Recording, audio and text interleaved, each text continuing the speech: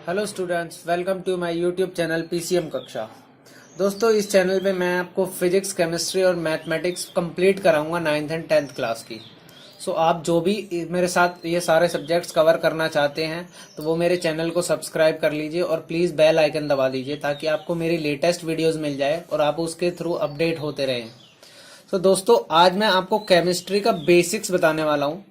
मैं सबसे पहले ये बताना चाहता हूँ ये केमिस्ट्री होती क्या है। केमिस्ट्री क्या होती है? केमिस्ट्री देखो एक ब्रांच है। कुछ लोग बोलेंगे केमिस्ट्री एक सब्जेक्ट है, लेकिन हमें पता होना चाहिए कि केमिस्ट्री का बेसिक क्या है ताकि हमें आगे कोई भी दिक्कत ना आए पढ़ने में। तो देखो केमिस्ट्री क्या है। Chemistry is a branch of science in which we deal about matter. तो केमिस्ट्री क्या है? केमिस्ट्री एक ब्रांच है साइंस की जिसमें हम मैटर के बारे में पढ़ते हैं। तो अब इसमें से एक टर्म निकल के आई, मैटर। ये मैटर क्या होती है?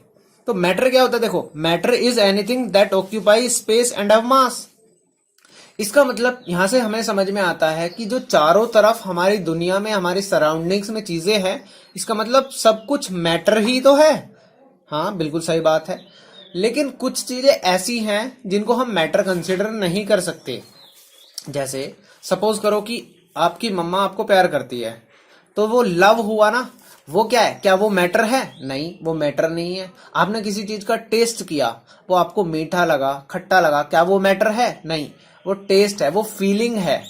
तो matter is totally different. Matter के पास क्या होना चाहिए? स्पेस होना चाहिए अपना।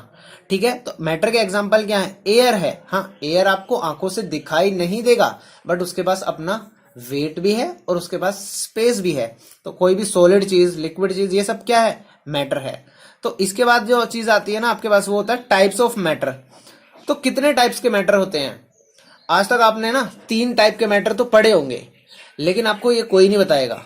मैटर ना 5 टाइप के होते हैं। सबसे पहला सॉलिड, जो आप बचपन से पढ़ते आ रहे हैं, लिक्विड, गैस, ये सब आपने पढ़े हुए हैं। लेकिन जो 4th नंबर का मैटर होता है वो होता है प्लाज्मा।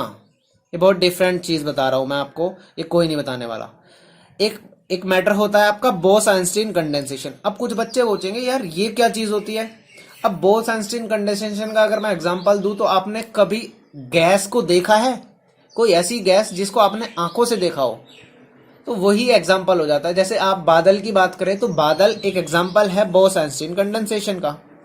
ठीक है, तो अब हम आगे बढ़ते हैं। तो ये जो मैटर है ना, ये बेसिकली किस किस चीज से मिलके बना हुआ है? यहाँ ध्यान से देखें तो ये एलिमेंट्स से मिलके बना हुआ है। या तो मैटर में प्योर चीजें हैं जो सब क्या है, एक ही टाइप के पार्टिकल से मिलके बने हुए हैं, या फिर क्या है, एक या एक से ज्यादा टाइप के पार्टिकल्स जुड़ जुड़ करके कंपाउंड बना दिया गया है।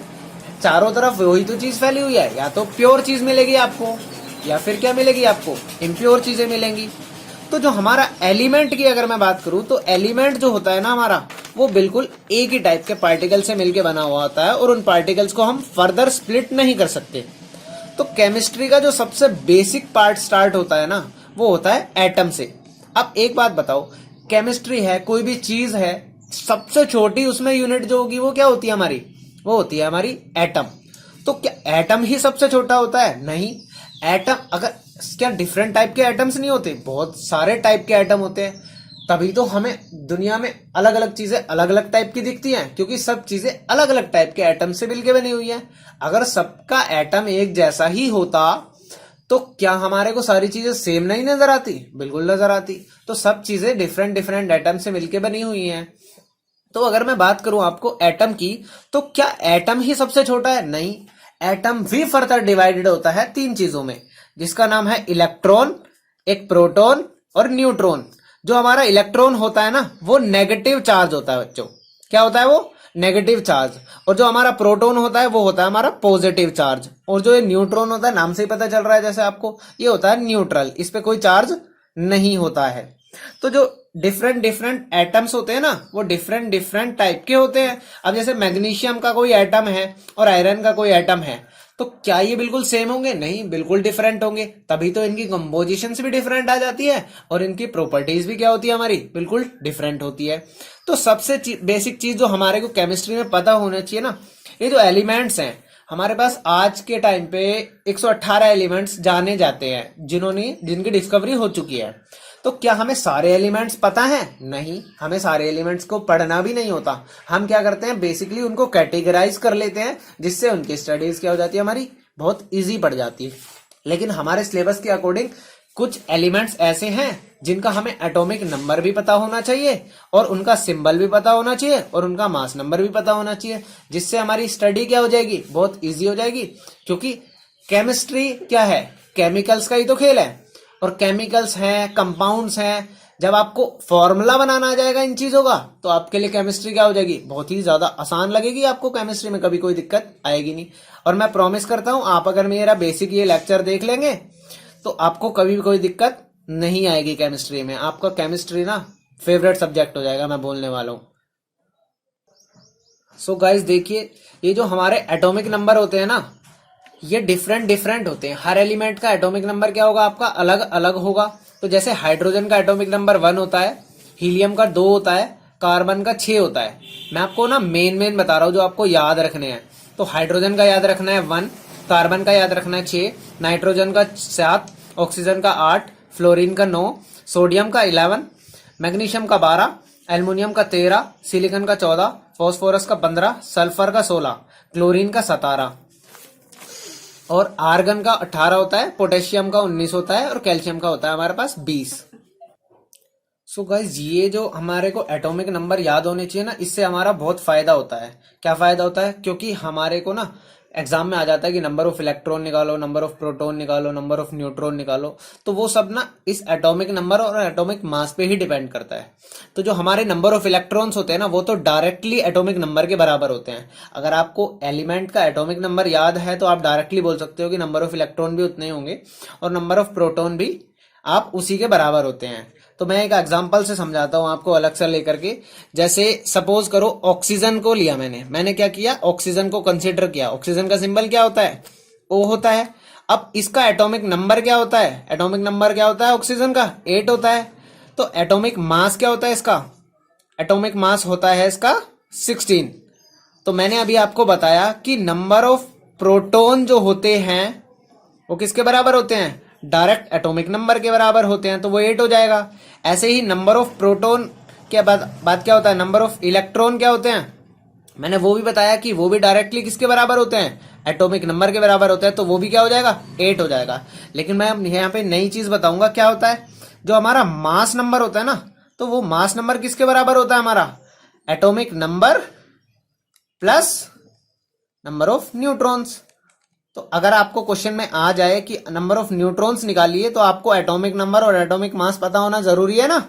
तो इसमें आप क्या करोगे, एटॉमिक मास क्या है हमारा 16 है, एटॉमिक नंबर क्या है हमारा 8 है, तो प्लस नंबर ऑफ न्यूट्रॉन्स निकल जाएंगे ना। तो आप इसको उधर लेके जाएंगे,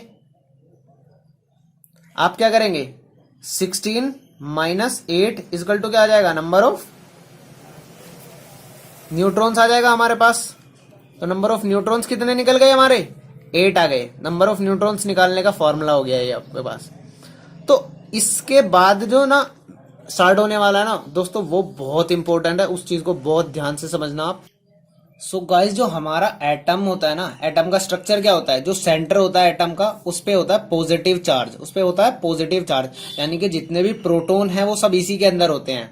जितने भी नंबर ऑफ प्रोटॉन्स हैं किसी एटम के अंदर, वो सारे इसी के अंदर आ जाते हैं। लेकिन इसके चारों तरफ क्या होती हैं, शेल्स होती हैं। क्या होती हैं, शेल्स होती हैं। और उन शेल्स का नाम क्या होता है, हमने नाम दिया हुआ उसको K shell, L shell, M shell और आगे आ जाती है एन शेल। तो के एल एम एन शेल के अंदर क्या होती हैं, बहुत सारी शेल्स होती हैं। और उन शेल्स के अंदर क्या भरे होते हैं, उन शेल्स के अंदर भरे जाते हैं इलेक्ट्रॉन्स। क्या भरे जाते हैं, इलेक्ट्रॉन्स। तो आपको पता ही है नंबर ऑफ इलेक्ट्रॉन्स कितने होते हैं।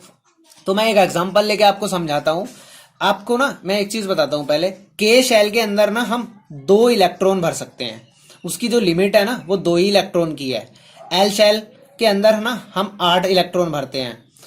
एम शेल के अंदर भी ना हम 8 इलेक्ट्रॉन भरते हैं और एन शेल के अंदर भी 8 इलेक्ट्रॉन भरते हैं एंड सो ऑन। ऐसा नहीं है कि इसके अंदर लिमिट ज्यादा नहीं है।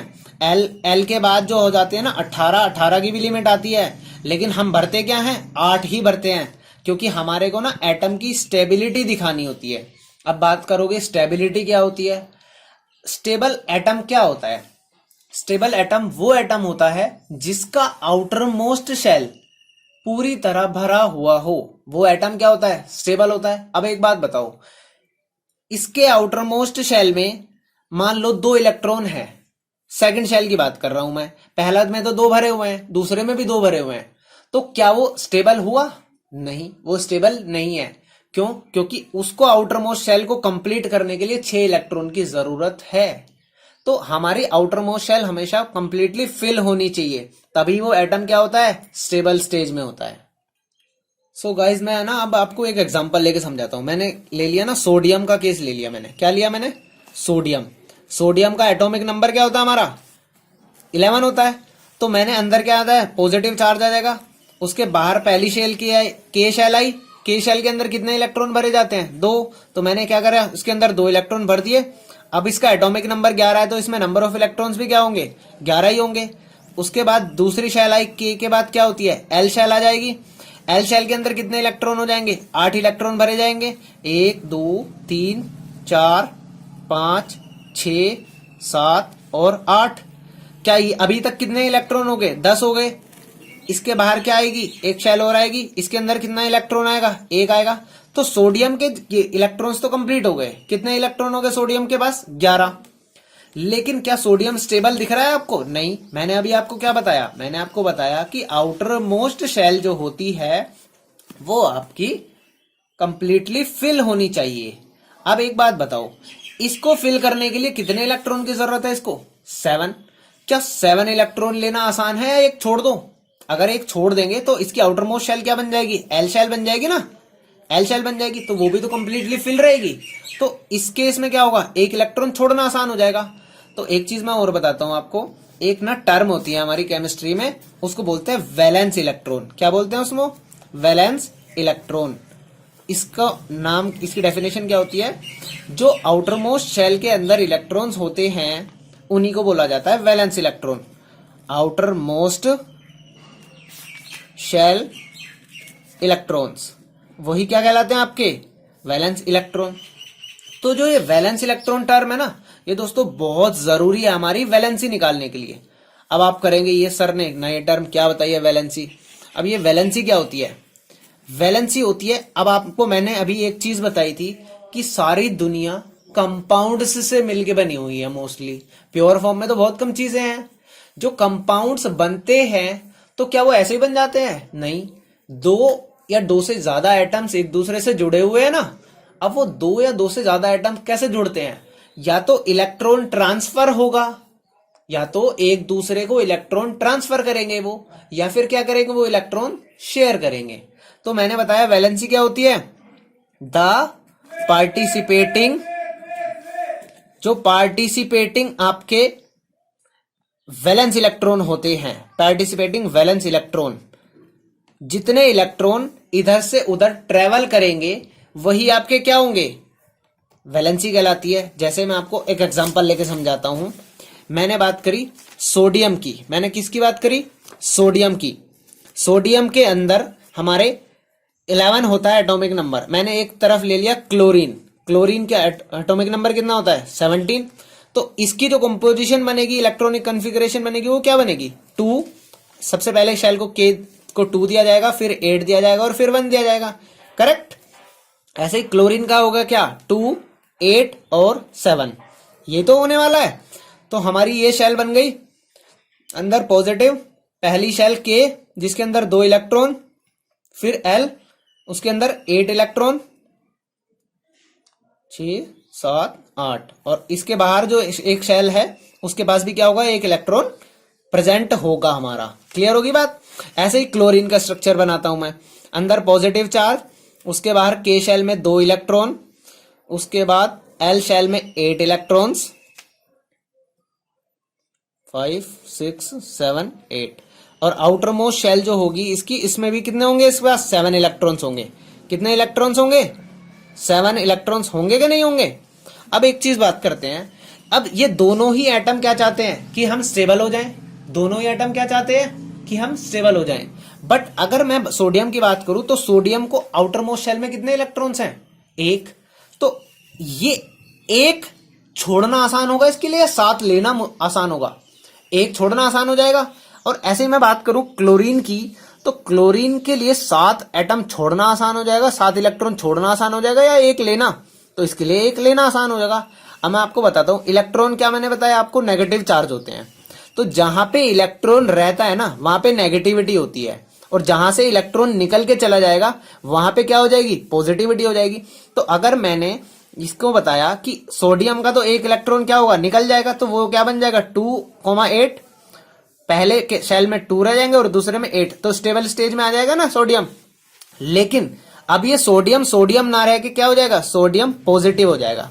अब ये पॉजिटिव सिंबल क्या रिप्रेजेंट कर रहा है, ये पॉजिटिव सिंबल आपका रिप्रेजेंट कर रहा है कि सोडियम ने एक इलेक्ट्रॉन को लूज किया है। क्या किया है, सोडियम ने एक इलेक्ट्रॉन को लूज किया है। ऐसे ही क्लोरीन को क्या होगा, एक इलेक्ट्रॉन मिल जाएगा ना, क्लोरीन के पास क्या था 287, तो एक इलेक्ट्रॉन इसके पास आ जाएगा, तो क्या हो जाएगा क्लोरीन 2,8,8, ये अब स्टेबल स्टेज में आ गया। लेकिन अब क्लोरीन क्लोरीन ना होके क्या बन जाएगा, क्लोरीन आयन बन जाएगा Cl माइनस। अब माइनस क्यों बोला, मैंने बोला जहां पे इलेक्ट्रॉन जाता है वहां पे नेगेटिव सिंबल आता है, और जहां से इलेक्ट्रॉन जाता है वहां पे सिंबल क्या आ जाता है, पॉजिटिव आ जाता है। अब ऐसा भी हो सकता है कि ये जो सोडियम के पास एक इलेक्ट्रॉन एक्स्ट्रा था वो इस क्लोरीन को दे दिया हो उसने, और जो क्लोरीन की जरूरत थी वो इससे ले लिया हो इसने। तो अब Na और Cl दोनों मिलकर के क्या बनाएंगे, एक कंपाउंड तैयार करेंगे NaCl। क्या बनाया, एक बॉन्ड बना लिया ना इन्होंने, और जिस बॉन्ड के अंदर इलेक्ट्रॉन्स का ट्रांसफर होता है उस बॉन्ड को बोला जाता है आयोनिक बॉन्ड। क्या बोला जाता है उसको, आयोनिक बॉन्ड बोला जाता है। और आयोनिक बॉन्ड हमारा स्ट्रोंग बॉन्ड होता है क्योंकि उसमें इलेक्ट्रॉन का ट्रांसफर किया गया है। तो यहां तक समझ में आ गई होगी बात। और NaCl को तो जानते ही होंगे आप, ये वही नमक है जो आप घर में खाते हो डेली यूज में। सो गाइज मैं ना अब आपको बहुत इंपॉर्टेंट चीज बताने वाला हूँ। मैंने अभी आपको क्या बताया था, एक टर्म बताई थी ना, वैलेंस इलेक्ट्रॉन। क्या होते हैं वैलेंस इलेक्ट्रॉन, जो आउटर मोस्ट शेल में इलेक्ट्रॉन्स होते हैं वही तो वैलेंस इलेक्ट्रॉन होते हैं। और उसी से मैंने निकालनी सिखाई थी आपको, अब मैं उसी से वैलेंसी निकालनी सिखा रहा हूँ आपको। तो वैलेंस इलेक्ट्रॉन अगर एक था, जब आउटर मोस्ट शेल में एक इलेक्ट्रॉन है तो वो क्या करेगा, उस इलेक्ट्रॉन को छोड़ देगा। तो पार्टिसिपेशन भी कितने इलेक्ट्रॉन का होगा, एक का ही होगा। तो वैलेंसी क्या हो जाएगी उसकी 1। जितने इलेक्ट्रॉन्स का पार्टिसिपेशन होता है ट्रांसफर होने में या बॉन्ड बनाने में किसी भी चीज को, वही उसकी क्या हो जाती है, वैलेंसी हो जाती है। आउटर मोस्ट शेल में एक इलेक्ट्रॉन तो वैलेंसी हो गई 1। आउटर मोस्ट शेल में 2 इलेक्ट्रॉन। अब ये बताओ क्या ये 6 ले सकता है इलेक्ट्रॉन, नहीं, तो ये भी क्या करेगा, 2 इलेक्ट्रॉन को छोड़ देगा, तो इसकी वैलेंसी भी क्या हो जाएगी 2, क्योंकि 2 का ही पार्टिसिपेशन हो गया इसमें भी। ऐसे ही 3 के केस में भी क्या हो जाएगा, 3 वैलेंसी हो जाएगी। 4 के केस में क्या होगा, अब ये ना केस में अभी आपको समझाने वाला हूं। 4 के केस में क्या होगा, देखो वैलेंसी तो उसकी होगी 4 ही, लेकिन क्या वो 4 लेगा या 4 देगा, ये तो समझने वाली बात है। मैं अभी बताता हूं आपको, घबराने की बात नहीं है, मैं अभी समझा रहा हूं आपको। अब आगे बात बताओ, 5 वैलेंस इलेक्ट्रॉन है तो क्या वो 5 छोड़ेगा या वो 3 लेगा, तो उसके लिए क्या आसान होगा, 3 इलेक्ट्रॉन लेना आसान होगा, तो उसकी वैलेंसी क्या हो जाएगी 3। और ऐसे ही 6 के केस में क्या हो जाएगी वैलेंसी 2, 7 के केस में वैलेंसी क्या हो जाएगी 1, और 8 के केस में वैलेंसी क्या हो जाएगी 0। तो अब आप कंफ्यूज हो रहे होंगे कि ये 4 वाला केस समझाइए सर, हमें ये चीज समझ में नहीं आई। हाँ, तो अब मैं बात करता हूं, अगर वैलेंस इलेक्ट्रॉन 4 है, मैंने एग्जांपल लिया कार्बन का। किसका एग्जांपल लिया मैंने, कार्बन का। कार्बन की क्या एटॉमिक नंबर होता है 6, तो आउटर मोस्ट शेल में इसके क्या हो जाएंगे 2,4। अब ये 4 जो होगा, लेट सपोज कोई और भी चीज है, 4 है, एक के पास 4 है, मान लो ये एक एटम है और ये भी एक एटम है, इसके आउटर मोस्ट शेल में 4 इलेक्ट्रॉन है, क्या है 4 इलेक्ट्रॉन है, और इसके आउटर मोस्ट शेल में भी क्या है 4 इलेक्ट्रॉन है। तो ये इसको बोलता है, ए है ये बी है, लेट सपोज मान लो, तो ए बी को बोलता है कि यार तू 4 इलेक्ट्रॉन मुझे दे दे, मैं स्टेबल हो जाऊंगा। तो बी बोलता है यार मैं क्यों दे दूं 4 इलेक्ट्रॉन, मेरे को भी तो 4 ही की जरूरत है, तू मेरे को एक काम कर 4 इलेक्ट्रॉन तू मेरे को दे दे तो मैं भी स्टेबल हो जाऊंगा।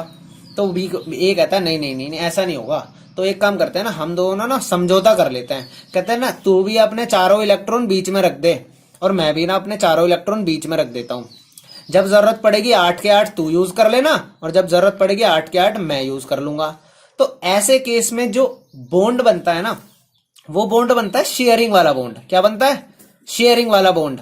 शेयरिंग बॉन्ड, और इसका नाम होता है कोवेलेंट बॉन्ड। क्या बोला जाता है इसको? कोवेलेंट बॉन्ड बोला जाता है। और ऐसे बॉन्ड जो शेयरिंग के साथ किए जाते हैं, ये जो बॉन्ड होता है ये वीक होगा या स्ट्रॉन्ग होगा? ये ऑब्वियस सी बात है वीक बॉन्ड होगा, क्योंकि भाई शेयरिंग चल रही है और हो सकता है कब लड़ाई हो जाए इन दोनों की आपस में, तो वो अपने इलेक्ट्रॉन लेके भाग जाएगा, वो इलेक्ट्रॉन लेके भाग जाएगा, और जो एक दूसरे को इलेक्ट्रॉन दे ही चुका है वो तो वापस नहीं ले सकता ना, क्योंकि आपको पता है एक बार घर से चीज गई तो गई। तो ये चीज समझ में आई। ये जो बॉन्ड होता है हमारा, ये होता है कोवेलेंट बॉन्ड, ये होता है शेयरिंग के साथ किया जाता है। ठीक है। सो गाइज, इससे नेक्स्ट वीडियो में ना मैं आपको फॉर्मूला बनाने सिखाऊंगा, केमिकल फॉर्मूलाज जो होते हैं हमारे, और उसकी हेल्प से ना आपको केमिस्ट्री बहुत ही इजी लगने लग जाएगी। जब एक बार आपको फॉर्मूला बनाना आ जाएगा ना, तो आपको केमिस्ट्री ना बहुत ही आसान लगेगी, आई प्रॉमिस। दोस्तों कोई टेंशन नहीं होगी, आपको टेंशन मत लो, मैं सारा सिलेबस खत्म करा दूंगा तुम्हारा, और आपको बहुत अच्छे से समझ में भी आएगा।